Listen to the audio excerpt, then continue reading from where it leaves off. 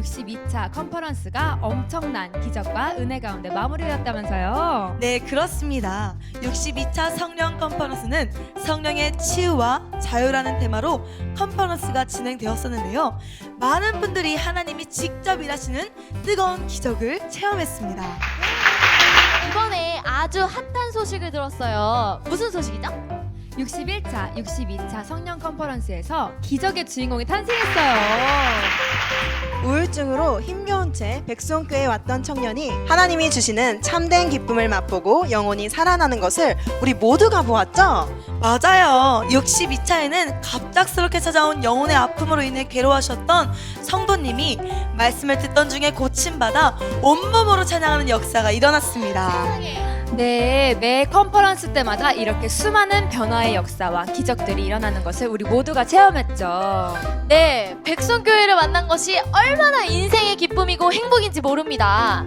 2월 달에도 집회가 계속된다죠?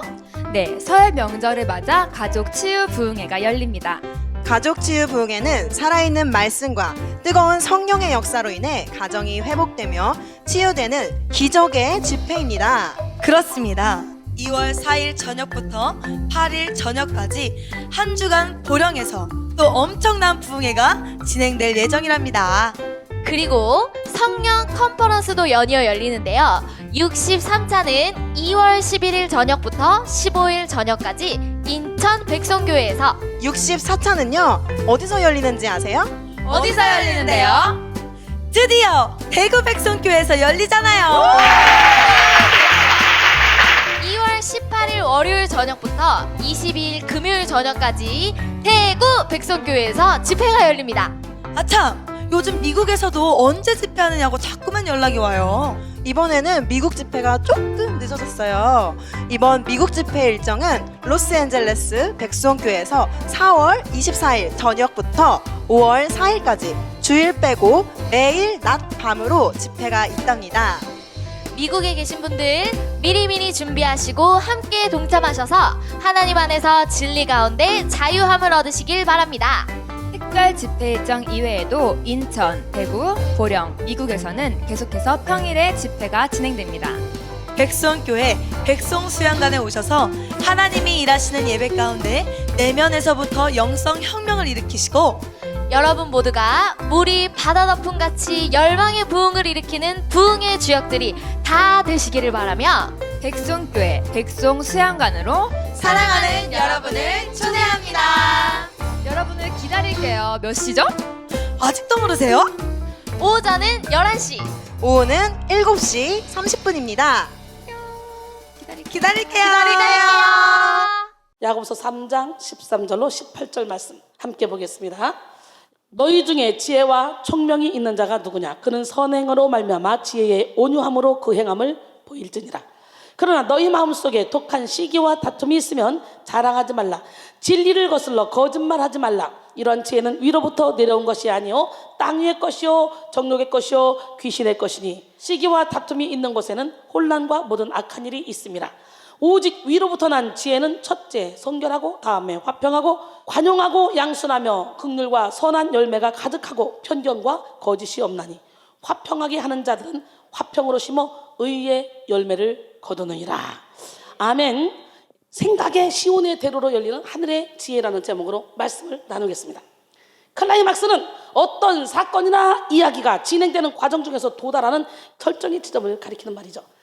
성령 컨퍼런스가 60차까지 이어오면서 참으로 많은 사람들이 이 재단에 와서 영혼의 질병을 치료받고 영적 전쟁을 잘 통과해서 치료의 역사, 변화의 역사, 기적의 역사를 경험했습니다. 여기는 기적의 현장, 변화의 현장, 치료의 현장입니다. 여러분, 우리는 이제 성령 컨퍼런스 60차를 맞이한 이 시점에서 영성 혁명의 클라이막스를 누려야 됩니다. 오늘 정점을 찍읍시다. 여러분의 영성 혁명의 정점을 찍어. 변화해야 돼, 깨져야 돼, 부서져야 돼. 내가 박살나는 그 순간, 내 자존심이 무너지는 그 순간, 어머, 이렇게 평안한데 내가 왜 이렇게 욕심을 부렸지? 왜 내가 나를 지키려고 그랬지? 나의 보호자, 나의 인생의 운전대를 내가 붙잡고 있으려고 하니까 이렇게 힘들었구나. 내 인생의 운전대 주님께 맡기면 이렇게 평안한데 요걸 깨달아야 돼. 생각의 시온의 대로가 열리는 하늘의 지혜를 받기를 소원합니다. 오늘 시간에 성령의 풀로 모든 생각의 이 시온의 대로에 있는 장애물을 다 싹 태워버리길 원합니다. 할렐루야. 예. 잠언 4장 5절로 10절 보니까 지혜를 얻으며 명철을 얻으라. 내 입에 말을 잊지 말며 어기지 말라. 지혜를 버리지 말라. 그가 너를 보호하리라. 그를 사랑하라. 그가 너를 지키리라. 지혜가 제일이니 지혜를 얻으라. 내가 얻은 모든 것을 가지고 명철을 얻을지니라. 그를 높이라. 그리하면 그가 너를 높이 들리라. 만일 그를 보면 그가 너를 영화롭게 하리라. 그가 아름다운 관을 내 머리에 두겠고 영화로운 면류관을 내게 주리라 하셨느니라. 내 아들아 들으라. 내 말을 받으라. 그리하면 내 생명의 해가 길리라. 할렐루야. 여러분, 천국은 지혜의 나라입니다. 어떤 나라? 지혜를 가진 사람은 이 땅에서도 천국을 누릴 수 있습니다. 풍요로운 환경, 좋은 조건, 순탄한 인생 중에도 지혜가 없는 사람은 지옥 같은 삶을 살며 늘 고통을 받지만, 열악한 환경, 나쁜 조건, 험난한 인생을 살아도 지혜가 있는 사람은 날마다 천국 같은 삶을 살며 행복을 누리며 살아갑니다. 왜? 우리의 영의 시민권은 하늘에 있기 때문에, 지혜가 있는 사람은 영이 깨어있기 때문에 이 땅의 것들 때문에 좌지우지하지 않습니다. 할렐루야. 칼날과 같은 잔디라는 책에서 고든 드프리는 진정한 지혜의 근본에 대해서 말하며 지혜를 모르는 사람들의 무지함을 안타까워했습니다. 지혜가 없는 무지한 사람들은요, 이렇게 말합니다. 만일 내가 다른 곳에 있었다면 내가 좀 더 잘할 수 있었을 텐데, 현재 내가 있는 곳에서 멀리 떨어진 저 지구 저편에 있었다면 나는 숨어있는 실력과 차질들을 나타낼 수 있었을 텐데 라고 한탄합니다. 그러나 그런 사람에게 고든 드프리는 말합니다. 이 어리석은 사람아, 지혜, 곧 하나님의 지혜는 이미 자네 집안에 있다네. 얼굴을 들고 자네 집에 있는 지혜를 찾아보게.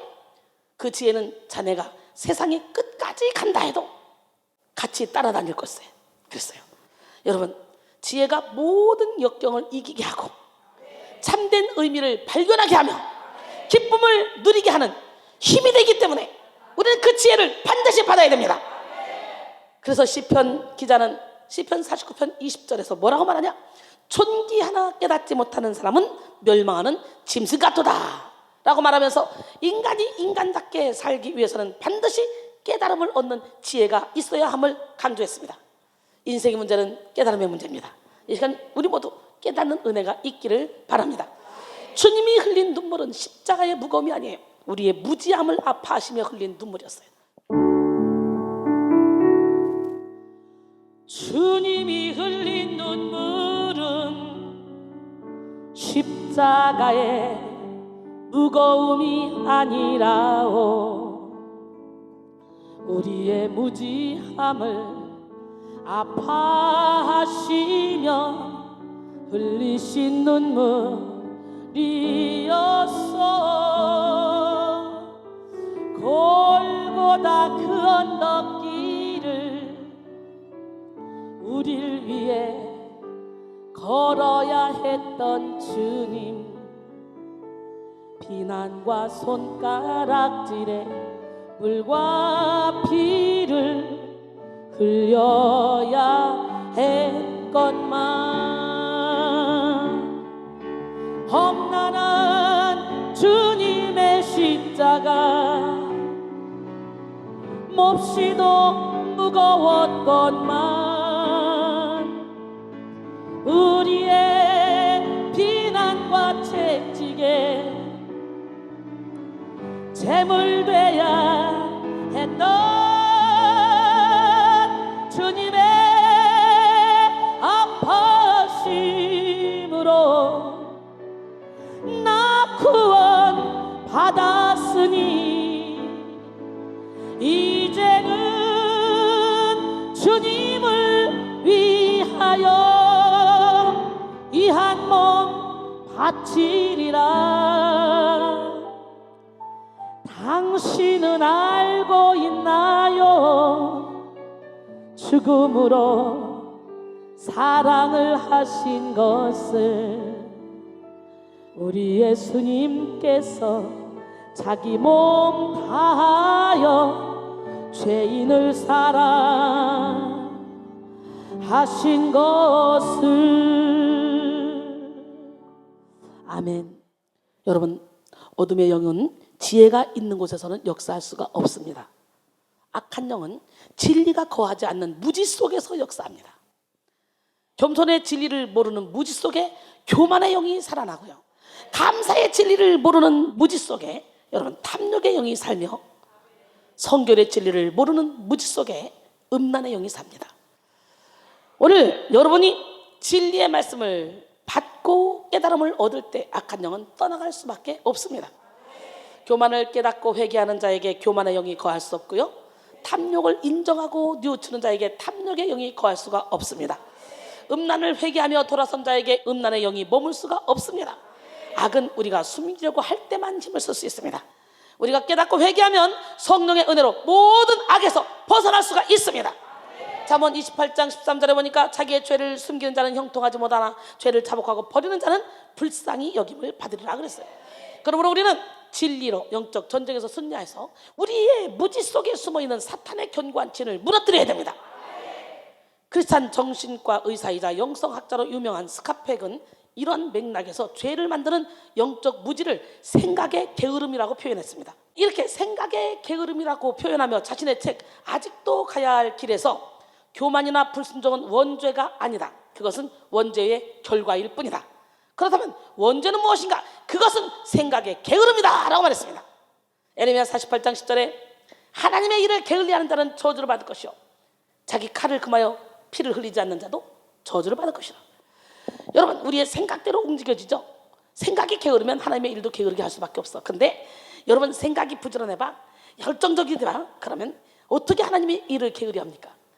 사랑하는 여러분, 오늘 우리는 모든 굳어진 생각, 복잡한 생각, 병든 생각을 조장하는 생각의 게으름을 다 청산하고 하늘의 지혜를 받음으로 모든 죄에서 자유한 삶을 살기를 바랍니다. 고린도서 10장 4절로 5절 보니까 우리의 싸우는 무기는 육신에 속한 것이 아니요 오직 어떤 견고한 진도 무너뜨리는 하나님의 능력이라. 모든 이론을 무너뜨리며 하나님 아는 것을 대적하여 높아진 것을 다 무너뜨리고 모든 생각을 사로잡아 그리스도에게 복종하게 하니. 할렐루야. 여러분의 모든 생각을 사로잡아 그리스도에게 복종할 때 생각의 시온의 대로가 열리는 거예요. 아멘. 우리는 지혜가 부족하여 진리에 도달하지 못할 만큼 죄를 짓습니다. 지혜가 하나님을 아는 능력이기 때문입니다. 지혜의 근본, 지식의 근본은 바로 여호와 하나님을 경외하는 것입니다. 하나님을 아는 것 자체가 명철입니다. 잠언 9장 10절 보니까 여호와를 경외하는 것이 지혜의 근본이요 거룩하신 자를 아는 것이 명철이니라. 잠언 1장 7절에 보니까 여호와를 경외하는 것이 지식의 근본이거늘 미련한 자는 지혜와 훈계를 멸시하느니라 그랬어요. 미국의 사상가요 시인이었던 에머슨은 이런 말을 했습니다. 화가 라페알은 지혜를 그렸고, 음악가 핸델은 지혜를 노래했으며, 극작가 셰익스피어는 지혜를 썼고, 건축가 레는 지혜를 세웠으며, 탐험가 콜럼버스는 지혜를 항해했고, 종교 개혁자 루터는 지혜를 설파했으며, 미국 독립전쟁의 영웅인 워싱턴은 지혜로 무장했고, 발명가 와트는 지혜를 기계화했다. 이렇게 말했습니다. 이것은 지혜가 모든 것을 가능케 만드는 아주 근본적인 힘임을 설파하는 말입니다. 그러므로 우리는 하늘의 지혜를 무엇보다도 먼저 구해야 돼요. 그리고 그 지혜를 사모해야 돼요. 특별히 말세의 성도는 반드시 하늘의 지혜를 받아야만 합니다. 하늘에 속한 지혜의 특징은 열매를 맺는다는 거예요. 아멘. 하늘의 지혜는 성결, 평화, 온유, 자비, 사랑 등 예수의 성품을 닮은 선한 열매를 맺습니다. 마지막 때는 사탄의 음란과 악, 간삼과 더러움 등등 이것들이 가득하기 때문에 인간의 지혜로 살아가는 성도는 결단코 버틸 수가 없어요. 이겨낼 수가 없어요. 오늘날 우리가 살고 있는 이 시대는 악이 선으로 가장하고 다가옵니다. 죄가 공의인 척하며 활개를 칩니다. 광명의 천사로 다가오잖아요. 각종 이단들이 인권이라는 명목을 가지고 정통교회를 비난하며 공격하고 있습니다. 불륜을 사랑이라고 합리화하는 그런 사람들도 있습니다. 크리스람을 비롯한 종교 통합의 물결을 평화와 화합의 길이라고 여기는 그런 사람들도 있습니다. 이런 때에 하늘의 지혜를 겸비하지 못한 성도들은 속절없이 세상 죄악의 물결에 휩쓸릴 수밖에 없습니다. 야고 4장 4절 5절 가늠한 여인들아 세상과 벗된 것이 하나님과 원수됨을 알지 못하느냐? 그런즉 누구든지 세상과 벗이 되고자 하는 자는 스스로 하나님과 원수되는 것이니라. 너희는 하나님이 우리 속에 거하게 하신 성령이 시기하기까지 사모한다 하신 말씀을 헛된 줄로 생각하느냐 그랬어요. 사랑하는 성도 여러분, 하나님은 지금 우리가 악하고 험한 그런 세상 가운데 살고 있다는 사실을 정확히 알고 계십니다. 그래서 예수님은 제자들을 세상에 보내실 때 양을 이리 가운데로 보낸 것 같다고 말씀하셔요. 마태복음 10장 16절에 보니까 보라 내가 너희를 보내미 양을 이리 가운데 보낸 것 같도다. 그러므로 너희는 뱀같이 지혜롭고 비둘기같이 순결하라 그랬어요. 예수님은 악한 세상을 가리켜서 이리떼라고 표현했습니다. 이리는 성격이 난폭하고 공격적입니다. 다른 동물들을 공격해서 잡아먹습니다.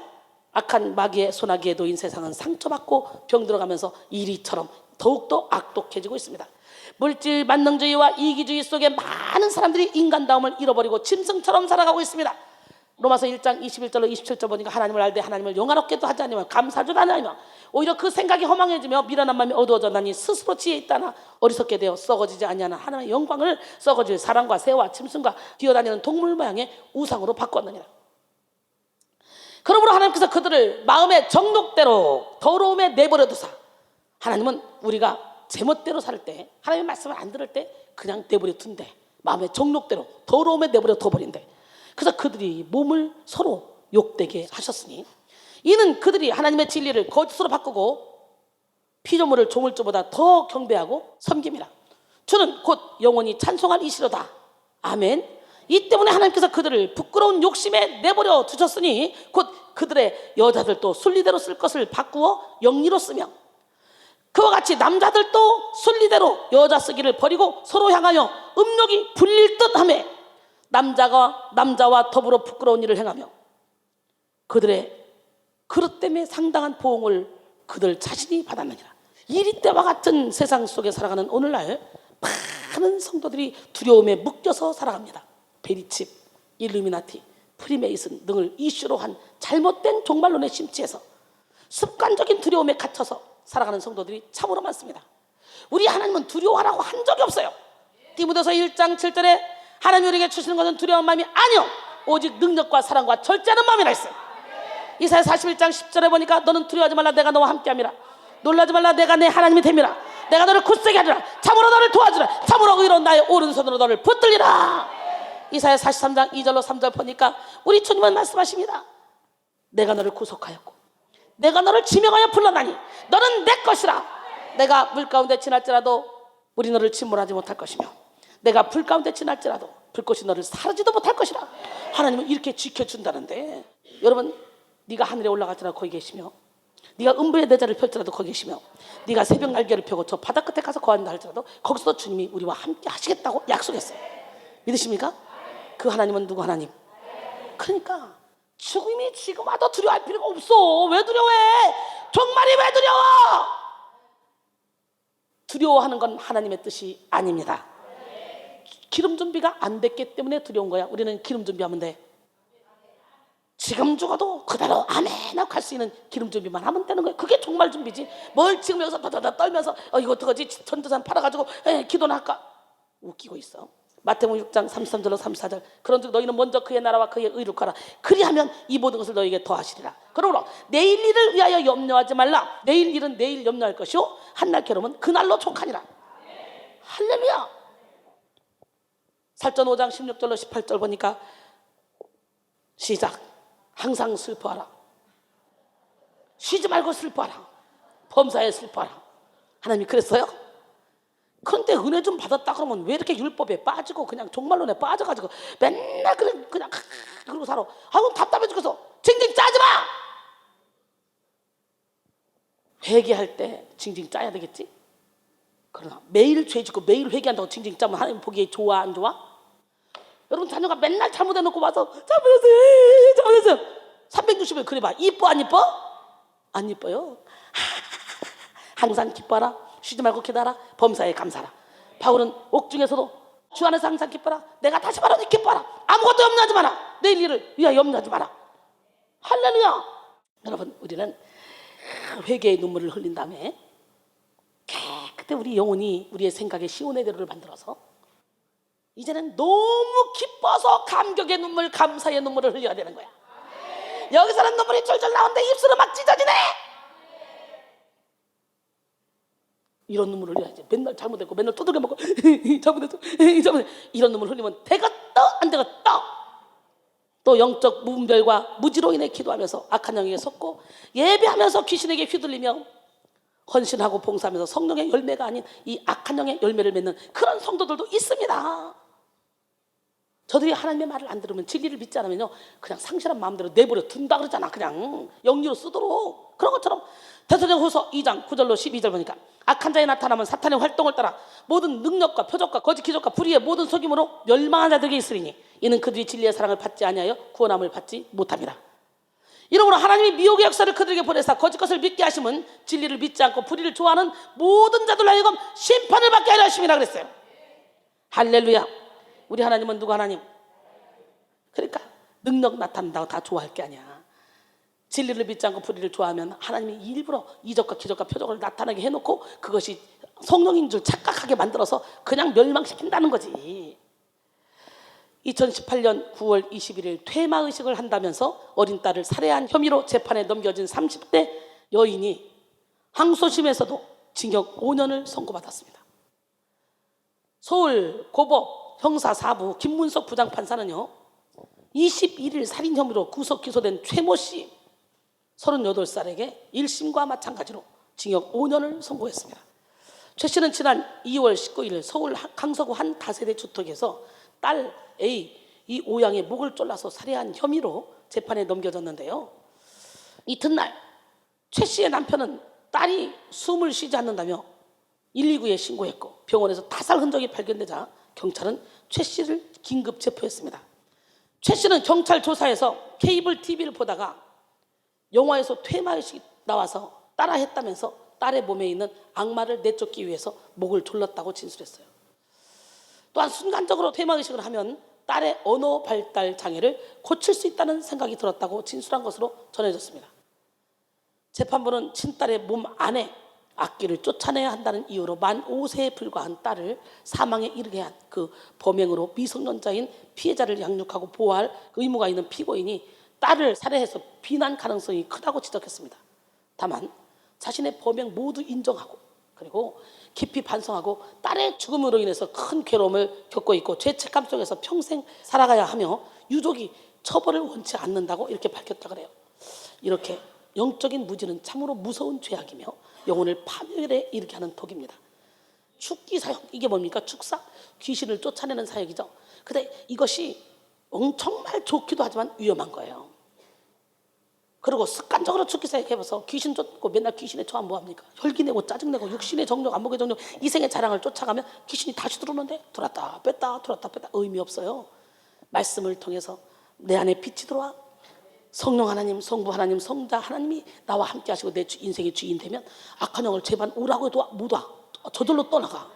이렇게 영적인 무지는 참으로 무서운 죄악이고 영혼을 파멸을 이르게 하는 독인데요. 예수님도 사람을 더럽게 하는 것이 속에서 나오는 죄라 그랬어요. 이걸 열거할 때요, 우매함의 죄를 지적했습니다. 여러분, 마가복음 7장 21절로 23절 보니까 속에서 곧 사람의 마음에서 나오는 것은 악한 생각, 곧 음란, 도둑질, 살인, 간음, 탐욕, 악독, 속임, 음탕, 질투, 비방, 교만, 우매함이니 이 모든 것이 다 사람의 속에서 나서 사람을 더럽힌대. 우매함은 죄의 악순환을 반복하게 합니다. 중국 명언 중에 우매함은 사람들에게 행복을 가져다 준 적이 없다라는 말이 있습니다. 전도서 10장 1절에 보니까 죽은 파리가 향기로움으로 악취가 나게 하는 것 같이 적은 우매가 지혜와 존귀로 패하게 하느니라 그랬어요. 사람들은 몰라서 지은 죄에 대해서는 자각할 수 없기 때문에 자기도 모르는 사이에 계속해서 죄를 반복합니다. 그래서 죄를 졌을 때 야단을 치면 나 몰라서 그랬어요 이러면서 회피하려고 하는데 가장 무서운 거예요. 몰라서 지은 죄는 언제든지 또 지을 수 있는 그런 가능성이 있기 때문에 가장 위험한 사람이야. 알고 의도적으로 지은 죄는 회개하고 돌이키면 그걸 고칠 수가 있지만 자기는 잘한다고 했는데 상대방이 상처받았대. 몰라서 지은 죄야. 계속 그럴 수가 있다는 거지. 설령 알게 된다 해도 그간 지은 죄로 인해 둔감해지고 마비된 양심은 알면서도 죄를 짓도록 방조합니다.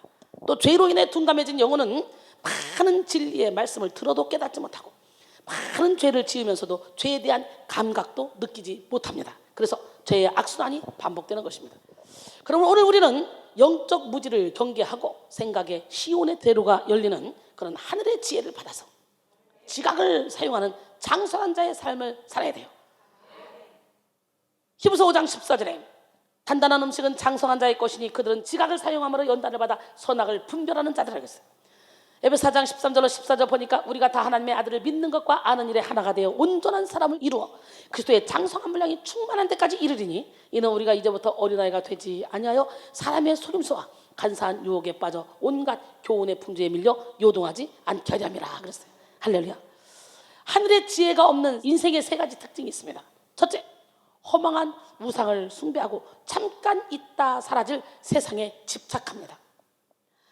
벤자민 프랭클린은 나는 하나님 아버지께서 우리로부터 어떠한 숭배나 찬양도 기대하거나 요구하지 않으시며 그보다 무한히 위에 존재하신다고 생각할 수밖에 없다라고 말했습니다.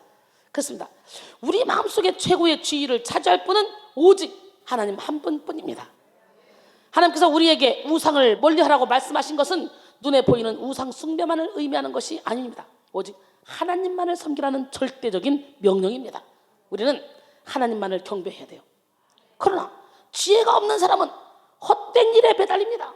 생명이 없는 우상에게 절합니다. 잠깐 있다 사라질 세상 일에 자기 영혼을 빼앗기며 어리석은 삶을 살아갑니다. 아무것도 아닌 땔감인 나무로 우상을 만들어 놓고 그 우상을 내 신이다 그러고 섬깁니다. 기가 막히지 않습니까? 이사야 44장 15절로 19절 이 나무는 사람이 땔감을 삼는 것이거늘 그가 그것을 가지고 자기 몸을 덮게 하고 불을 피워 떡을 굽기도 하고 신상을 만들어 경배하며 우상을 만들고 그 앞에 엎드리기도 하는구나. 그 중에 절반은 불에 사르고 그 절반으로는 고기를 구워 먹고 배불리며 또 몸을 덮게 하여 이르기를 아하 따뜻하다 내가 불을 보았구나 하면서 그 나머지로 신상 곧 자기의 우상을 만들고 그 앞에 엎드려 경배하며 그것에게 기도하여 이르기를 너는 나의 신이니 나를 구원하라 하는도다. 기가 막히죠. 그들이 알지도 못하고 깨닫지도 못함은 그들의 눈이 가려서 보지 못하며 그들의 마음이 어두워져서 깨닫지 못함이니라. 마음의 생각도 없고 지식도 없고 총명도 없으므로 내가 그것의 절반을 불사르고 또한 그 숯불 위에서 떡도 굽고 고기도 구워 먹었거늘 내가 어찌 그 나머지로 가증한 물건을 만들겠으며 내가 어찌 그 나무토막 앞에 굴복하려 말하지 아니하니. 여러분 지혜가 없는 사람에게는요 세상의 돈, 명예, 인기, 건강, 미모, 지식이 전부로 여겨집니다. 눈에 보이는 것이 전부로 여겨져요. 영원한 진리와 천국은 보이지 않습니다. 그래서 자신이 가지고 있는 시간과 물질과 에너지를 탈란트를 헛된 세상 일에 다 쏟아버리고 하나님 앞에서는 아주 인색한 삶을 살아갑니다. 여러분이 모두가 다 하나님 앞에 인색한 삶을 살아서는 안 돼요. 여러분 하늘의 지혜를 가진 사람은 영원한 일과 헛된 일을 구분하고 인생에서 가장 가치 있는 일이 무엇인지 판단합니다. 그래서 지혜로운 인생은 먼저 하나님의 나라와 하나님의 의를 구하며 하나님의 능력으로 살아갑니다. 여러분 고린도전서 15장 40절로 44절 보니까 하늘에 속한 형체도 있고 땅에 속한 형체도 있으니 하늘에 속한 것의 영광이 따로 있고 땅에 속한 것의 영광이 따로 있으니 해 영광 다르고 달의 영광 다르고 별의 영광 다르고 별과 별의 영광이 다르도다. 죽은 자의 부활도 그와 같으니 썩을 것으로 신고 썩지 않을 것으로 다시 살아나며 욕된 것으로 신고 영광스러운 것으로 다시 살아나며 약한 것으로 신고 강한 것으로 다시 살아나며 육의 몸으로 신고 신령한 몸으로 다시 살아나니 육의 몸이 있은즉 영의 몸도 있느니라 그랬어요. 할렐루야. 하늘의 지혜가 없는 인생은요 자기 정체성을 모르고 자신의 잠재력을 보지 못합니다. 글로리아 게이너는 우리의 자존감은 다른 사람의 생각이 아닌 우리 스스로를 어떻게 생각하고 있는지에 달려있다라고 말했습니다. 자존감, 자존중감 이것은 자신이 사랑받을 만한 가치가 있는 소중한 존재라고 생각하며 어떠한 성과를 이루어낼 만한 유능한 사람이라고 믿는 마음입니다. 자존중감이 있는 사람은요 자신의 정체성을 제대로 확립할 수 있으며 자신의 정체성을 확립된 그런 사람은 자존중감을 갖게 됩니다. 그러기에 하늘의 지혜가 있는 사람은 언제나 하나님 안에서 자신의 정체성을 바로 확립해서 하나님이 주신 잠재력을 무한 발사합니다. 제가 그러고 있잖아요. 어깨 한번 힘 줘볼까요? 나는 왕 같은 제사장이다. 나는 거룩한 하나님의 나라다. 나는 하나님의 소유된 백성이다. 나는 하나님의 선전물이다. 나는 하나님의 걸작품이다. 나는 명품이다. 나를 우습게 보지 마라. 자존감이 높아지기를 원합니다. 그러나 하늘의 지혜가 없는 인생은 자기 인생의 출발과 근원을 모르기 때문에 늘 자신에 대해서 불안함과 열등감을 느낍니다. 또 자기 인생의 목적, 비전, 사명을 알지 못하기에 언제나 방황하는 인생, 정처 없는 인생을 살며 두 마음을 가지고 정함이 없는 삶을 살아갑니다. 야고보서 4장 8절에 보니까 하나님을 가까이 하라. 그리하면 너희를 가까이 하시리라. 죄인들아 손을 깨끗이 하라. 두 마음을 품은 자들아 마음을 성결하게 하라. 할렐루야. 하늘의 지혜가 없는 인생은 예배하면서도 하나님을 영화롭게 하지 않습니다. 성도의 가장 기본적인 도리는요, 하나님을 예배하는 것과 예배를 통해 하나님을 영화롭게 하는 것인데요, 하늘의 지혜가 없는 인생은 하나님을 안다고 자부하면서 하나님을 영화롭게 하지 못합니다. 말씀을 알고 있다고 생각하면서 말씀대로 살지도 못합니다. 하늘의 지혜가 없는 인생은요, 영적인 삶을 살고자 해도 저절로 육적인 사고와 행동을 반복해서 어두운 자기 마음에 스스로 미혹되어 살아갑니다. 자기가 자기를 속이는 그런 삶을 사는 거죠. 잠언 11장 2절에 사람의 행위가 자기 보기에는 모두 깨끗하여도 여호와는 심령을 감찰하시느니라. 그러나 하늘의 지혜를 받은 인생은 예배가 인생의 본질임을 깨닫고 모든 것이 하나님의 은혜임을 깨달아서 절대적인 성령의 인도를 받고 살아갑니다. 로마서 8장 13절로 14절 너희가 육신대로 살면 반드시 죽을 것이로되 영으로서 몸의 행실을 죽이면 살리니 무릇 하나님의 영으로 인도함을 받은 사람은 곧 하나님의 아들이라. 요즘으로 사랑하는 성도 여러분, 오늘 우리는 하늘의 지혜를 받아서 영성 혁명을 이루어야 됩니다. 하나님은 이 악한 세상에 살고 있는 우리를 무방비 상태로 내버려 두지 않습니다. 아버지 하나님은 우리에게 좋은 것을 주시되 독생자 예수 그리스도의 생명을 주신 분이에요. 우리를 사랑하시고 우리의 연약함을 이해하시는 하나님은 오늘 우리에게 이 땅을 이길 수 있는 권세를 주시는데 그것이 뭐냐? 바로 하늘의 지혜입니다. 에베소 1장 17절로 19절 우리 주 예수 그리스도의 하나님 영광의 아버지께서 지혜와 계시의 영을 너에게 주사 하나님을 알게 하시고 너희 마음의 눈을 밝히사 그의 부르심의 소망이 무엇이며 성도 안에서 그 기업의 영광의 풍성함이 무엇이며 그의 힘의 위력으로 역사하심을 따라 믿는 우리에게 베푸신 능력의 지극히 크심이 어떠한 것을 너희로 알게 하시기를 구하노라. 지혜와 계시의 영이 열리는 시간이 되기를 원합니다. 계시는 헬라어로 아포칼롭시스로 감추어진 진리를 알게 하는 것이라는 뜻을 가지고 있습니다. 인간은 하나님이 계시해 주시는 만큼만 하나님을 알 수가 있습니다. 그런 의미에서 계시는 수직적인 영역에 속한 것입니다. 이미 하나님의 계시는요 성경에 다 기록되어 있기 때문에 우리는 철저히 성경 안에서 하나님의 계시를 볼 수 있는 눈이 열리고 계시를 들을 수 있는 귀가 열려야 돼요. 깨달을 수 있는 마음이 열려야 돼요. 말씀 자체가 하나님이시오. 계시는 전적으로 하나님께 속한 것이기 때문에 할렐루야. 다시 말해 하나님은 하나님의 은혜로 말미암아 우리에게 계시를 보여주시는데 하나님은 지혜와 계시의 영을 통해서 나타냅니다. 지혜와 계시의 영을 통해 하나님을 아는 것을 헬라어로 에피그노시스라고 하는데요, 에피그노시스는 단순히 지식적인 알을 가리키는 말이 아니라 사랑을 동반한 지식이며 친밀함 속에 체험되어지는 지식이며 삶을 변화시키는 지식입니다. 지혜와 계시의 영은 예수 그리스도께서 이 땅에 오신 후에 예수를 통하지 않는 직통 계시는 존재하지 않는 거예요. 이제 예수를 통해 이미 지혜와 계시의 영이 말씀으로 다 들어와 있어요. 그래서 지금 하나님의 음성을 막 우리와 같이 듣는다, 계시받았다, 큰일 납니다. 말씀을 통해 하나님이 우리에게 지금 지혜와 계시의 영으로 말씀을 해주시는 거예요. 오직 말씀을 통해 역사하시는 하나님의 음성을 듣는 여러분 모두가 되길 원합니다. 고린도전서 4장 6절에 형제들아 내가 너희를 위하여 이 일에 나와 아볼로들어서 본을 보였으니 이제 너희로 하여금 기록된 말씀 밖으로 넘어가지 말라 한 것을 우리에게서 배워 서로 대적하며 교만한 마음을 가지지 말게 하려 함이라 그랬어요. 요한복음 14장 6절에 예수께서 이르시되 내가 곧 길이요 진리요 생명이니 나로 말미암지 않고는 아버지께로 올 자가 없느니라 했어요. 오늘 우리는 지혜와 계시의 영이 되시는 예수 그리스도를 통해 하나님을 보고 하나님을 느끼며 하나님과 교제하면서 하나님을 깊이 깊이 알아가야 됩니다. 예수님의 권세로 모든 영적인 무지를 무너뜨리고 예수님의 성육신을 통해서 지혜의 성육신을 경험하시고 예수의 말씀을 통해서 지혜의 말씀을 깨달아야 합니다. 예수님을 통해 얻게 되는 하늘의 지혜는 우리로 하여금 차원이 다른 인생을 살게 합니다. 하나님이 주시는 지혜는 하늘의 능력으로 땅의 문제를 풀어내는 힘이 되기 때문입니다. 지혜는 고차원이 힘이 주는 여유로 저차원의 문제를 넘어서게 합니다. 그 차원의 힘이 주는 그런 여유로 저 차원의 문제를 넘어선다는 거예요. 여러분, 그래서 하늘의 지혜를 가진 사람은 육의 사람들과 싸우지 않습니다. 경쟁하지도 않습니다. 시기하지도 않아요. 에베소 6장 10절로 13절 끝으로 너희가 주 안에서와 그 힘의 능력으로 강건해지고 마귀의 관계를 능히 대적하기 위하여 하나님의 전신갑주를 입으라. 우리의 씨름은 혈과 육을 상대하는 것이 아니요 통치자들과 권세들과 이 어둠의 세상 주관자들과 하늘에 있는 악의 영들을 상대함이라. 그러므로 하나님의 전신갑주를 취하라. 이는 악한 날에 너희가 능히 대적하고 모든 일을 행한 후에 서기 위함이라 그랬어요. 하늘의 지혜를 가진 사람은 땅의 문제로 매이지 않습니다. 이러한 지혜는 다른 말로 영의 생각이라고 할 수 있습니다. 하나님이 맨 처음 만드신 아담과 하와는 이런 영의 생각을 가진 존재였습니다. 하나님은 처음 아담과 하와를 만드실 때 하나님의 생기를 불어 넣어서 생명이 되게 하셨고 영적인 삶을 살면서 탁월한 지능과 지혜를 가진 존재로 만드셨습니다.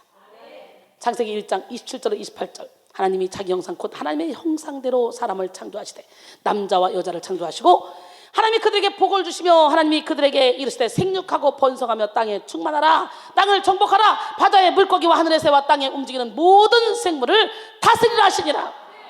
어마어마한 권세를 우리가 받고 지음받았어. 어떻게? 하나님의 형상으로. 근데 아담과 하와의 범죄 이후에 이 모든 걸 다 깨졌잖아. 여러분, 우리는 창세기 2장 19절을 보면 아담이 지능이 얼마나 뛰어나는지 알 수가 있어요. 여호와 하나님이 흙으로 각종 들짐승과 공중의 각종 새를 지으시고 아담이 무엇이라고 부르는지 보시려고 그것들을 그에게로 이끌어 가시니 아담이 각 생물을 부르는 것이 곧 그 이름이 되었더라. 이 지상에 새와 동물이 얼마나 많습니까? 개의 품종만 해도 대표적인 품종만 꼽아도 492품종이 됩니다. 오늘날 우리는 동물도감을 보고서도 그 이름을 다 기억하기가 힘듭니다. 그러나 아담은 모든 동물과 새의 이름을 지었어요. 지혜로 천지를 창조하신 하나님께서 아담에게 지상의 모든 새와 짐승의 이름을 지을 수 있을 정도로 지혜를 주신 것입니다. 아담은 지혜의 근본이신 하나님의 형상으로 창조된 피조물이기 때문에 하나님의 지혜를 닮은 그런 사람이었어요. 아담은 참으로 해박한 지식과 풍부한 언어 능력을 동원해서 40만 여중의 동물들의 이름을 지을 때 각 동물들의 개성을 잘 파악하고 적절한 이름을 지었습니다. 번복하거나 헷갈린 적이 없습니다. 소, 돼지, 개, 코끼리, 앵무새, 표범, 원숭이 등등등 아담이 얼마나 적합한 이름을 지었는지 감탄하지 않을 수 없습니다. 그런데 아담과 하와가 범죄함으로 그들이 소유하고 있던 이 지혜는요, 육의 지혜로 변질되고 말았어요. 영의 눈이 닫혀버리고 육의 눈이 뜨게 됐어요. 사탄의 유혹을 받은 후에 선악과를 딱 보니까 갑자기 관심도 없던 동산 중앙에 있는 이 선악과가 갑자기 눈에 보이는 거예요. 동산 중앙에는 생명과도 있고 선악과도 있었어. 유혹을 받기 전에는 관심 없어. 선악과만 먹지 않으면 돼. 얼마나 많아 동산에. 그런데 유혹을 받고 나니까 갑자기 그것이 보암직도 하고 먹음직도 하고 지혜롭게 할 만큼 탐스럽게 된 거예요. 시편 1편 1절로 2절 시작. 복 있는 사람은 악인들의 길을 따르지 않으며 죄인들의 길에 서지 않으며 오만한 자들의 자리에 앉지 않냐고 오직 여호와의 율법을 즐거워하여 그 율법을 주야로 묵상하는 자. 복 있는 사람이 돼야 돼. 아예 유혹받을 자리에 있어서도 안 돼. 하와는 선악과를 지혜롭게 할 만큼 탐스럽게 보았지만 하와가 먹은 선악과는 오히려 지혜를 얻게 했습니다. 결국 선악과를 먹은 아담과 하와는 영적 지혜를 잃어버렸어요. 육의 삶, 죄의 삶을 살며 죽음을 향해 달려가는 인생이 되고 말았습니다. 아담과 하와의 후손인 우리도 마찬가지입니다. 죄로 인해 우리는 아무리 선하게 살려고 몸부림을 쳐도 저절로 죄를 짓게 되고 아무리 지혜롭게 살려고 몸부림을 쳐도 저절로 미련하게 살게 됩니다. 육에는 지혜가 없기 때문에 업적, 명예, 성공 이 모든 일은 육의 일입니다. 육의 생각은 공허와 허무뿐이요 죄와 악으로 가득할 뿐입니다. 로마서 8장 5절로 7절 육신을 따르자는 육신의 일, 영을 따르자는 영의 일을 생각하느니 육신의 생각은 사망이요 영의 생각은 생명과 평안이니라. 육신의 생각은 하나님과 원수가 되나니 이는 하나님의 법에 굴복하지 아니할 뿐만 아니라 할 수도 없음이라 그랬어요. 그러므로 오늘 우리는 하늘의 지혜는 인간의 노력으로 능력으로 만들어지는 것이 아님을 분명히 알아야 돼요. 하늘의 지혜는 위로부터 임하는 것입니다. 우리는 위로부터 이 많은 지혜를 받기 위해서 하나님께 간구해야 됩니다. 여기서 1장 5절에 너희 중에 누구든지 지혜가 부족하거든 모든 사람에게 후히 주시고 꾸짖지 아니하시는 하나님께 구하라 그리하면 주시리라 그랬어요. 오늘 본문은 이런 지혜의 속성을 밝히는 야고보서입니다. 야고보서는 신약 성경의 잠언이라고 불리는 예수님의 동생 야고보가 쓴 성경이에요. 여러분, 야고보서를 신약 성경에 잠언이라고 부르는 이유는 뭐냐? 4가지가 있어요. 첫째는 야고보서의 구약의 잠언에 나오는 것과 같은 간결한 격언적 구절들이 많이 나오기 때문에. 둘째는 잠언에 선과 악을 대비시키는 그런 문체가 많이 나오는데 야고보서에도 그런 문체가 많이 나오기 때문에. 세 번째는 잠언에 나오는 인용과 풍자의 표현이 야고보서에도 많이 나오기 때문에. 그리고 마지막에는 잠언이 지혜를 강조하며 지혜를 얻으라고 교훈하고 있는데 야고보서에도 지혜에 대한 언급을 많이 하기 때문에 신약의 잠언이라고 불려진다는 거예요. 오늘 본문을 통해서도 우리는 지혜를 강조하는 말씀을 볼 수가 있습니다. 야고보 3장 13절에 너희 중에 지혜와 총명이 있는 자가 누구냐? 그는 선행을 말함으로 지혜의 온유함으로 그 행함을 보일지니라. 야고보는 지혜와 총명이 반드시 행함으로 나타난다고 강조하면서 하늘의 지혜와 땅의 지혜, 곧 위로부터 난 지혜와 땅 위의 지혜를 구분합니다. 야고보 3장 14절로 16절 그러나 너희 마음속에 독한 시기와 다툼이 있으면 자랑하지 말라. 진리를 거슬러 거짓말하지 말라. 이런 지혜는 위로부터 내려온 것이 아니요 땅 위의 것이요 정욕의 것이요 귀신의 것이니 시기와 다툼이 있는 곳에는 혼란과 모든 악한 일이 있음이라 그랬어요. 잠언 14장 30절에 평온한 마음은 육신의 생명이나 시기는 뼈를 썩게 한다 그랬어요. 의학적으로 밝혀진 사실에 따르면 실제로 시기와 다툼으로 만들어진 분노가 육체를 병들게 한다고 합니다. 미국의 월프 박사의 연구에 의하면 분노를 느낄 때 위장의 점막은 충혈되고 운동이 증가되며 위산 분비가 많아져서 마침내는 위장출혈과 궤양을 초래한다고 합니다. 대장염의 96%가 분노 때문이라는 보고도 있대요. 또한 분노는 혈관을 갑자기 수축시켜서 혈압을 올림으로 뇌출혈 등 위험을 가중시킨다고 합니다. 또 시기와 미움은요 영의 에너지를 소비시키는 미련함입니다. 아무 유익이 없는 일에 에너지를 고갈시켜서 정작 해야 할 일을 하지 못하게 하는 우매함인 것이죠. 죄에서 나온 모든 생각은 본문 15절 말씀처럼 땅의 것이요 귀신의 것이요 정욕의 것이라 그랬어요. 이것은 다 인생을 파멸로 끌고 가기 때문에 우리는 이걸 다 버려야 돼요. C.S. 루이스는 그의 책 7가지 악과 선을 통해 시기심의 죄에 대해서 가장 혐오스러운 악덕이다라고 지적하면서 다음과 같이 말했습니다. 시기는 다른 사람이 잘 되는 것을 한탄한다. 다른 누군가가 성공하면 난 방울뱀처럼 대가리를 치켜 세우면서 분노한다. 또 크리소스톰은 시기는 의복을 갉아먹는 존벌레처럼 사람을 갉아먹는다라고 말했습니다. 시기와 다툼이 있으면 결단코 하늘의 지혜를 받을 수 없습니다. 그럼 여러분 어떻게 해야 돼요? 시기와 다툼을 십자가에 못 박아야 되겠죠? 사도 바울도 세상의 지혜와 하나님의 지혜는 완전히 다른 것이라고 표현하고 있습니다. 고린도전서 2장 4절로 10절 보니까 내 말과 내 전도함이 설득력 있는 지혜의 말로 하지 아니하고 다만 성령의 나타나심과 능력으로 하여 너희 믿음이 사람의 지혜에 있지 아니하고 다만 하나님의 능력에 있게 하려 하였느니라. 그러나 우리가 온전한 자들 중에서는 지혜를 말하노니 이는 세상의 지혜가 아니요 또 이 세상에서 없어질 통치자들의 지혜도 아니요 오직 은밀한 가운데 있는 하나님의 지혜를 말하는 것으로서 곧 감춰졌던 것인데 하나님이 우리의 영광을 위하여 만세전에 미리 정하신 것이라. 이 지혜는 이 세대의 통치자들이 한 사람도 알지 못하였나니 만일 알았더라면 영광의 주를 십자가에 못 박지 아니하였으리라. 기록된 바 하나님이 자기를 사랑한 자들을 예비하신 모든 것은 눈으로 보지 못하고 귀로도 듣지 못하며 사람의 마음으로도 생각하지 못하였던 것 같으니라. 오직 하나님이 성령으로 이것을 우리에게 보이셨으니 성령은 모든 것 곧 하나님의 깊은 것까지도 통달하시느니라. 할렐루야. 예, 육의 지혜, 세상의 지혜는 결국 영의 미련함, 영의 우매함과 같습니다. 사람의 지혜는 아무리 노력해도 하늘의 지혜를 따라갈 수가 없습니다. 고린도전서 1장 25절에 보니까 하나님의 어리석음이 사람보다 지혜롭고 하나님의 약하심이 사람보다 강하라 그랬어요. 그렇다면 오늘 우리는 하늘의 지혜를 얻기 위해서 어떻게 해야 될까? 먼저 예수 그리스도의 이름으로 하늘의 지혜를 간구해야 됩니다. 하늘의 지혜를 이루기 위해 그리스도인이 버려야 될 10가지가 있습니다. 최대 강적, 게으름, 낙천적임을 빙자한 정신적 게으름, 안일함, 일을 벌려놓고 수습을 떠넘기는 무책임함, 목표 없이 시간만 축내는 무기력, 남의 단점은 지적하고 나는 완벽하다고 믿는 교만함, 분별 없이 여기저기 휩쓸리는 미련함, 타인과 나를 기만하는 거짓말, 남이 잘되면 배 아파하는 쓸데없는 질투심, 자신의 성장을 가로막는 핑계, 변명, 남에게 의존하려는 어리석음입니다. 우리는 이 10가지를 버려야 예수의 이름으로 하늘의 지혜를 간구할 수가 있습니다. 하늘의 지혜를 얻기 위해 우리는 우리 안에 하늘의 지혜가 조금도 없음을 알고 인정해야 돼요. 자신의 미련함을 인정하고 하늘의 지혜를 구해야 되고 자신의 한계를 받아들이고 하늘의 능력을 힘입어야 됩니다. 하나님은 자기 힘과 지혜를 의지하여 하늘의 지혜를 구하지 않는 교만한 사람은 물리치시고 겸손한 자에게 은혜를 베푸시는 좋으신 하나님이에요. 믿으십니까?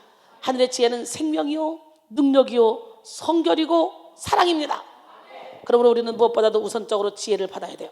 구하라 주실 것이요 찾으라 찾을 것이요 두드려 열린다 그랬어요. 은사 중에 가장 앞선 은사가 무슨 은사냐? 지혜의 은사입니다. 성령께서 각 사람에게 나눠주는데 어떤 사람에게 지혜의 은사를, 어떤 사람은 지식을, 어떤 사람은 믿음을, 어떤 사람은 능력 행함을, 어떤 사람은 병 고치는 은사를, 또 어떤 사람은 예언함을, 또 어떤 사람은 영들 분별함을, 각종 방언말함을, 방언들 통역함을. 모든 은사 중에 맨 먼저가 지혜의 은사가 들어가죠. 이 시간 여러분 모두가 가난한 심령으로 하늘의 지혜를 간구해서 하늘의 지혜를 충만히 받으시기 바랍니다. 그 다음에 하늘의 지혜로 영성혁명을 이루기 위해서 생각의 시온의 대로를 열어야 됩니다. 뭘 열어야 돼? 우리나라 속담에 털을 닦아야 집을 짓는다라는 말이 있습니다. 이는 집을 짓는 일이든 사업이든 학업이든 가정이든 무슨 일이든 기초를 든든히 닦아야 잘 된다는 뜻이죠. 그렇다면 인생의 터는 무엇일까요? 가장 중요한 인생의 터는 바로 생각입니다. 생각이 바로 잡혀야 그 위에 쌓는 건축물 또한 안전합니다. 생각의 터가 넓고 바르고 건강하면 그 인생 자체는 넓고 바르고 건강하게 됩니다. 그러나 생각의 터가 좁고 왜곡되고 병들어 있다면 인생도 좁고 왜곡되고 병들 수밖에 없겠죠. 하늘의 지혜를 받으면 모든 것이 회복됩니다. 오스트리아의 신경의학자 에코노모 박사의 연구에 의하면 사람의 뇌 속에는 136억 5,300만 개나 된다 그래요, 뇌세포가. 그러나 대부분 사람들은 뇌세포를 거의 쓰지 못하고 죽는다고 합니다. 천재로 유명한 독일의 시인 괴테도 뇌세포의 약 0.4%밖에 사용하지 못했대요. 천재 물리학자인 아인슈타인도 0.6%밖에 쓰지 못했대요. 에코노모 박사는 만약 우리가 우리의 뇌의 10%만 사용할 수 있다면 역사를 뒤바꿔놓는 엄청난 일을 할 수 있다 그랬어요.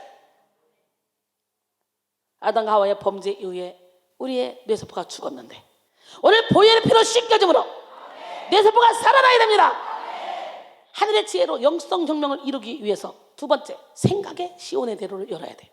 우리나라 속담에 털을 닦아야 집을 짓는다라는 말이 있습니다. 이는 집을 짓는 일이든 사업이든 학업이든 가정이든 무슨 일이든 기초를 단단히 닦아야 잘 된다는 뜻이죠. 그렇다면 인생의 터는 무엇일까요? 가장 중요한 인생의 터는 바로 생각입니다. 생각이 바로 잡혀야 그 위에 쌓은 건축물도 안전합니다. 생각의 터가 넓고 바르게 건강하면 그 인생 자체는 넓고 바르고 건강하게 됩니다. 그러나 생각의 터가 좁고 왜곡되고 병들어 있다면 그 사람의 인생도 좁고 왜곡되고 병들 수밖에 없겠죠. 하늘의 지혜를 받으면 모든 것이 다 회복됩니다. 할렐루야. 죄가 생각을 가리기 때문에 우리는 이 죄를 씻음 받아야 돼요. 마찬가지로 하늘의 지혜가 임해도 생각의 길이 복잡하고 어지러우면 하늘의 지혜를 깨달을 수 없습니다. 하늘의 지혜가 와도 생각 속에 시기, 미움, 두려움, 원망, 절망, 염려 등 쓰레기가 가득한 사람은요 하늘의 지혜를 볼 수가 없어요. 그러므로 우리는 하늘의 지혜를 누리기 위해서 우리의 모든 생각을 비워야 돼요. 특별히 마음에 가득한 시기, 다툼, 질투 이 모든 것을 다 버려야 돼요. 영혼의 쓰레기를 비우는 작업에 집중하기를 바랍니다. 이 시간 우리는 시기와 다툼을 버리고 육신의 생각을 버려서 생각의 길을 깨끗하게 열어야 돼요. 사도 바울은 하늘의 지혜를 얻기 위해 생각의 시온의 대로를 활짝 열었습니다. 바울은 오직 예수 그리스도만을 알기로 작정하며 모든 것을 다 배설물로 여기고 핏들을 향하여 달려갔습니다. 하늘의 지혜는 깨끗하게 비우고 정리된 생각의 시온의 대로에 임합니다. 이 시간 여러분 모두가 하늘의 생각을 가로막는 육의 생각을 정리하시고 생각의 시온의 대로를 여시기 바랍니다. 그리하여 영의 생각으로 육의 생각을 이기고 영의 능력으로 육의 세계를 다스리는 지혜의 삶을 살기를 원합니다. 그 다음에 하늘의 지혜로 영성 혁명을 이루기 위해서 세 번째, 깨끗한 사랑을 해야 돼요. 하늘의 지혜는 사랑으로 나타납니다. 사랑이 목적일 때 지혜가 최상의 기능을 발휘하게 되는 것입니다. 이것을 알았던 솔로몬은요, 백성들을 사랑하는 마음으로 하나님께 지혜를 구합니다. 솔로몬이 어때요? 1,000번제를 드렸을 때 하나님이 감동을 받았어요. 내가 너에게 무엇을 해줄꼬? 그랬더니요, 저에게 지혜를 주시옵소서. 이 백성 앞에서 출입하게 하옵소서. 이렇게 많은 주의 백성을 누가 등이 재판하리까? 하나님이 솔로몬에게 이르시되 이런 마음이 내게 있어서 부와 재물이나 영광이나 원수의 생명을 구하지 않고 장수도 구하지 아니하고 오직 내가 내게 다스리게 한 백성을 재판하기 위해서 지혜와 지식을 구하였으니 그러므로 내가 내게 지혜와 지식을 주고 부와 영광과 재물도 주리니 내 전의 왕들도 이런 일이 없었거니와 내 후에도 이런 일이 없으리라 하시니라. 전무후무한 지혜를 받았어요. 할렐루야. 하나님은 백성을 사랑하여 지혜를 구했던 솔로몬에게 이렇게 엄청난 지혜를 주셨습니다. 지혜를 비롯한 모든 것을 다 주셨어요. 그리고 솔로몬은 하나님께 받은 지혜로 세상을 다스리고 통치했습니다. 성경은 솔로몬이 지혜를 받자마자 한 사건을 해결한 그 사례를 보여주는데요, 사랑의 지혜가 발휘된 것을 나타냅니다. 솔로몬이 하나님의 지혜를 받은 그때에 창기 두 여자가 와서 살아있는 아기가 자기 아기고 죽은 아기가 다른 여자의 아기라고 주장합니다. 유전자 감별도 할 수 없는 그 시대에 더군다나 창기의 소생인이 살아있는 아이의 엄마를 찾는다는 것은요, 너무도 어려운 거예요. 이때 솔로몬은 사랑의 차원에서 하늘의 지혜를 발휘했습니다. 두 창기가 한 집에 살았어. 아기를 낳았어. 사흘 후에 한 엄마가 어떻게 잘못하다가 아기 위에 올라가서 아기를 죽여버렸네. 잠자다가 벌떡 일어나 다른 아기를 데려다가 자기 품에 안고 자기 죽은 아기를 갖다가 다른 여자 품에 안겨줬어. 아침에 일어나 보니까 죽어있는 거예요. 나는 억울해. 그걸 가지고 재판하러 솔로몬에게 나왔어요. 솔로몬이 지혜를 받았잖아. 왕이 이르되 사나이를 둘로 나누어 반은 이 여자에게 주고 반은 저 여자에게 주라. 그랬더니요, 그 산 아들의 어머니가 말합니다. 차라리 저 여자한테 주세요. 죽이지는 마세요. 그 아이에 대한 마음이 막 불붙는 것 같아서 그렇게 말합니다. 내 주여, 사나이를 그에게 주고 아무쪼록 죽이지 마소서 하되 다른 여자는 말하기를 내 것도 되게 말고 저 사람 것도 되게 말고 나눕시다. 왕이 대답하여 이르되 사나이를 저 여자에게 주고 결코 죽이지 말라. 저가 그의 어머니죠. 차라리 내가 안 가질 테니까 살려주시오. 그게 엄마지. 죽여서 그냥 반 나누자. 이게 엄마입니까? 이야, 솔로몬 멋있잖아요. 오늘 우리는 이런 지혜를 받아야 돼. 이것이 왕상 3장 25절로 28절 말씀이에요. 여러분, 이는 하나님의 지혜가 그의 속에 있어서 판결함을 보미노라 그랬어요. 여러분, 멋있지 않습니까? 사람의 마음은 지혜를 드러내어서 선과 악을 분별합니다. 그러므로 우리는 깨끗한 사랑으로 하늘의 지혜를 드러내야 됩니다. 영혼을 살리기 위해, 교회를 세우기 위해, 하나님의 뜻을 이루기 위해 하늘의 지혜를 받아야만 됩니다. 사실 성도의 영성은 관계 속에서 드러납니다. 하나님과의 관계, 이웃과의 관계, 자신과의 관계 속에서 영성의 모습이 표출됩니다. 그러므로 사랑은 영성의 척도라고 할 수 있습니다. 말씀을 통달하고 오랜 시간 기도한 사람이라 할지라도 다른 사람의 마음을 이해하지 못하고 공감하지 못하는 사람이라면 하늘의 지혜를 나타내지 못합니다. 영성의 고수는 품지 못할 것이 없어요. 영성의 고수는요, 품지 못할 사람 없습니다. 이해하지 못할 사람 없습니다. 용서하지 못할 사람 없습니다. 사랑하지 못할 사람이 없어요. 원수까지도 사랑하게 돼요. 영성이 깊어질수록 자기 틀에서 벗어나 상대방의 입장에 서게 되는 것입니다. 그래서 상대의 심령을 읽고 상대의 필요를 발견하며 상대의 고통을 함께 느낌으로 영혼을 살리게 되는 것입니다. 십자가가 뭐예요? 하나님 사랑, 이웃 사랑이에요. 이런 사랑을 하게 되는 거예요. 진실로 십자가를 경험한 성도는 자기 몸을 사랑하듯 이웃을 사랑하게 되고 사랑으로 역사하는 지혜를 발휘하게 되는 줄로 믿습니다. 지혜는 성숙의 표현입니다. 성숙이란 중심이 이동되는 것입니다. 자기 중심에서 이웃 중심으로 이동되고 자기 중심에서 교회 중심으로 나아가며 우리는 성숙해 갑니다. 그런데 지혜가 부족하면 이기적인 삶을 삽니다. 늘 자신이 옳고 자신이 피해자고 자신이 억울한 존재라고 생각합니다. 그래서 늘 자기 편을 만들려고 하고 무의식적으로 또는 의식적으로 당을 찍거나 이간질합니다. 그래서 하늘의 지혜가 없는 곳에는 시기와 다툼이 난무합니다. 사랑하는 성도 여러분, 예수 그리스도의 십자가를 보십시오. 예수 그리스도의 십자가는 지혜의 절정입니다. 예수님은 모든 죄인을 사랑하셔서 대신 죽으심으로 최고의 지혜를 드러내셨습니다.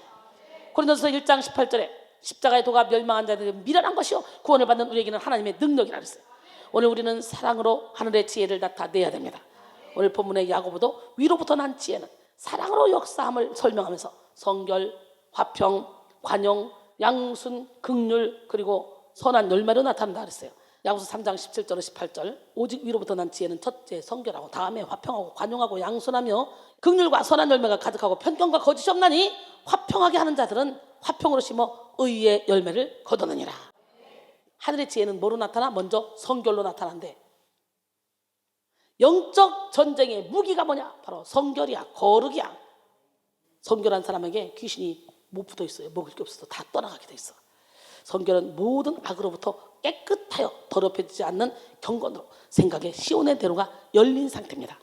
하늘의 지혜는 외적인 성결뿐만 아니라 내적인 성결 가운데 임해서 깨달아집니다. 그러므로 그리스도인은 지혜롭게 살기 위해서 많은 공부를 하거나 학위를 따기에 앞서 먼저 성결해야 함을 명심해야 돼요. 두 번째, 하늘의 지혜는 화평으로 나타납니다.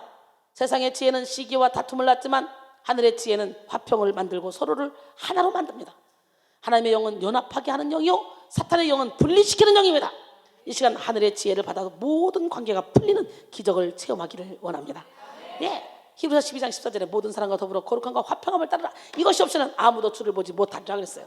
그 다음에 하늘의 지혜는 관용으로 나타납니다. 관용은 더 높은 가치를 위해서 자신의 권리를 포기하는 것을 말합니다. 자신의 권리를 내세우기보다는 다른 사람을 너그럽게 이해하고 용서하는 것을 관용이라고 하죠.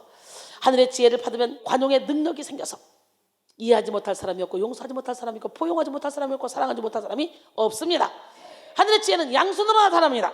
양순은 진리의 말씀을 잘 따르는 착한 자세, 어리숙하게 잘 속는 사람, 귀가 얇은 그런 사람을 말하는 것이 아니라 가르침을 잘 받는, 즉 자신의 생각이나 고집을 버리고 진리를 흔쾌히 받아들이는 그런 착한 사람을 말하는 것입니다. 그래서 하늘의 지혜를 받는 사람은 말씀을 사모하고 하나님의 인도를 잘 받으며 성령의 내적인 조명을 따라 잘 순종합니다. 다섯 번째, 하늘의 지혜는 긍휼로 나타납니다. 은혜가 자격이 없는 자에게 복을 베푸는 것이라면 긍휼은 벌을 받아야 될 자에게 벌을 내리지 않는 것입니다. 하늘의 지혜는 진리의 차원에서 옳고 그름을 따지는 것이 아니라 용서와 자비를 나타내는 은혜의 차원에 서 있는 긍휼인 것입니다. 그 다음에 하늘의 지혜는 선한 열매로 나타나요. 선한 열매는 다른 영혼을 살리는 생명의 열매이며 하나님을 기쁘시게 하는 성령의 열매입니다.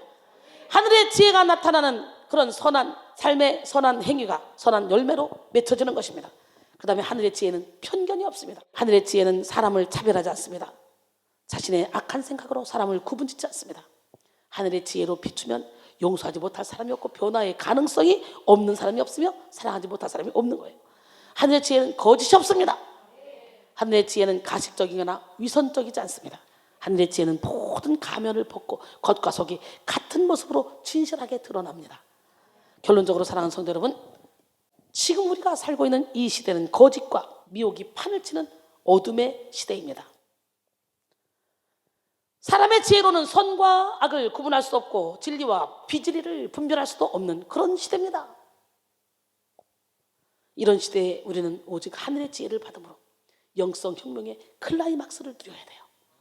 하늘의 지혜는 모든 어둠의 영을 몰아내고 어떤 역경도 이기게 하며 어떤 상황이라도 천국으로 역전시키는 능력입니다. 하늘의 지혜를 얻기 위해 우리는 먼저 육인 우리의 인생의 한계를 인정하고 겸손하게 하늘의 지혜를 간구해야 됩니다. 그리고 시기와 다툼 등의 모든 생각의 쓰레기를 싹 다 버리고 생각의 시온의 대로를 열어야 됩니다.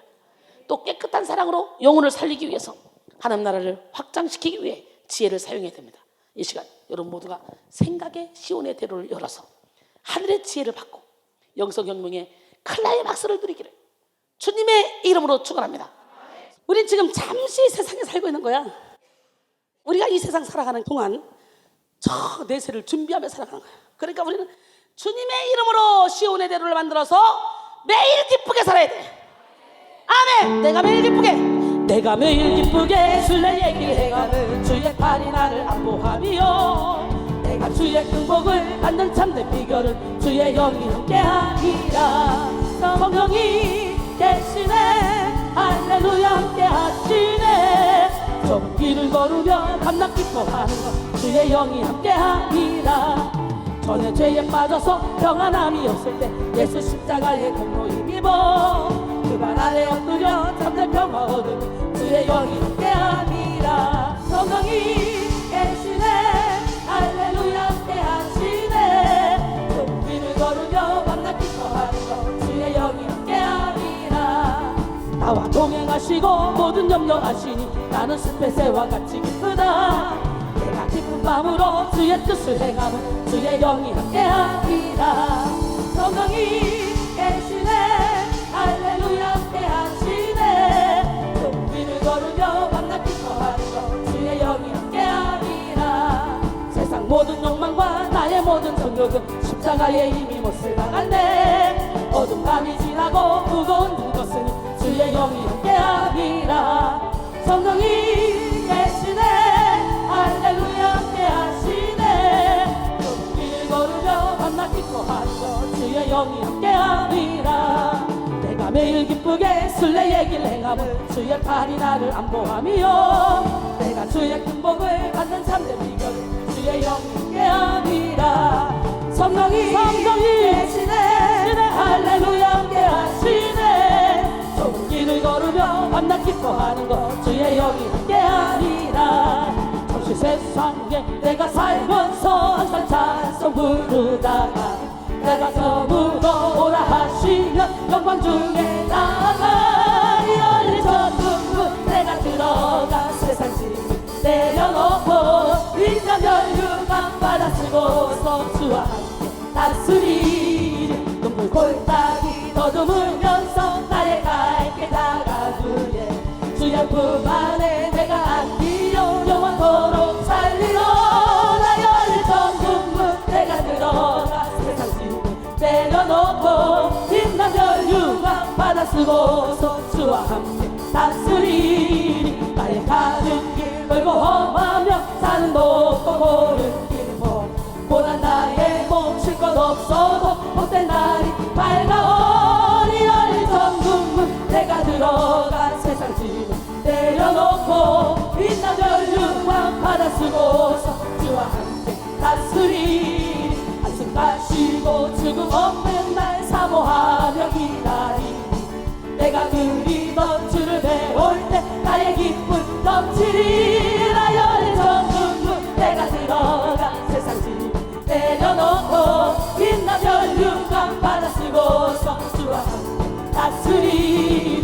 한숨 마시고 죽음 없는 날 사모하며 기다리니 내가 그리던 주를 배울 때 나의 기쁨 넘치리라. 열린 천국문 내가 들어가 세상 짐을 내려놓고 빛난 혈육한 바다 쓰고서 주와 함께 다스리리. 내가 매일 기쁘게 술래 얘기 행하면 주의 팔이 나를 안보하며 내가 주의 긍복을 받는 참된 비결 주의 영이 함께하리라. 성령이 계시네 할렐루야 함께하시네. 좁은 길을 걸으며 밤낮 기뻐하는 것 주의 영이 함께하리. 전에 죄에 빠져서 평안함이 없을 때 예수 십자가의 공로를 힘입어 그 발 아래 엎드려 잠든 평화 얻은 주의 영이 함께하리라. 성령이 계시네 할렐루야 함께하시네. 좁은 길을 걸으며 밤낮 기뻐하는 것 주의 영이 함께하리라. 나와 동행하시고 모든 염려하시니 나는 숲의 새와 같이 기쁘다. 내가 기쁜 마음으로 주의 뜻을 행하면 주의 영이 함께하리라. 성령이 계시네 할렐루야 함께하시네. 좁은 길을 걸으며 밤낮 기뻐하는 것 주의 영이 함께하리라. 전국에서 만나보자 그날 아침 거기서 순례자여 예비하라. 늦어지지 않도록 만나보자 저기 매는 천국문에서 만나보자 그날 아침 그 문에서 만나자. 너희의 등불 죽을 준비된다 기다린다 신랑이 전동문에 이를 때에 그가 반겨 맞으리 만나보자 만나보자 저기 배는 천궁문에서 만나보자 그날 아침 그 문에서 만나자 기다리던 성도들과 그 문에서 만날 때 참 즐거운 우리 보이 그 얼마나 기쁘냐 만나보자 저기 배는 천궁문에서 만나보자 그날 아침 그 문에서 만나자